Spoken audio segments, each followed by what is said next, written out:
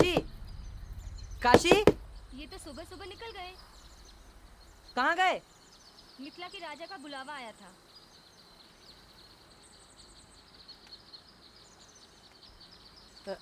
भौजी, प्यास लगी है, बुझाओगी?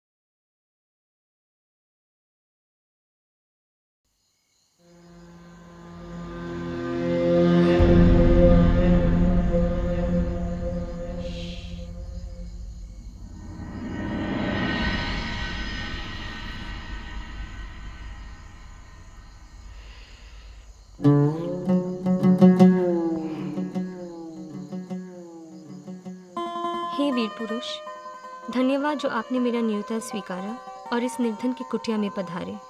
आपका ये उपकार मैं और मेरे पति कभी नहीं भूलेंगे। तुम्हारे पति? मैं जानती हूँ कि आप सोच रहे हैं कि मैं कुलटा हूँ, चरित्र की गिरी हुई हूँ, पर मैं जो कुछ भी कर रही हूँ अपने पति के लिए कर रही हूँ। पति के लिए? उन्हें मिथिला नगरी जाना था। मैं पंडित जी के पास शुभ मुहूर्त निकलवाने पहुंची। वो मेरी ओर अचरज से देखने लगे और कहने लगे, किस बात का शुभ मुहूर्त? तुम तो अधिक से अधिक 1 मास में विधवा हो जाओगी। मेरे पैरों तले से धरती खिसक गई। मैं पंडित जी के पैरों में मूर्छित होकर गिर पड़ी। जब चेत आया तो पंडित जी ने सहानुभूति दिखाई। बोले, मृत्यु अटल है। मैंने पूछा, फिर सावित्री ने सत्यवान को कैसे बचा लिया? उत्तर दीजिए। आपको कोई ना कोई उपाय बताना ही होगा। मेरी हट देकर पंडित जी कहने लगे, वो सतयुग था।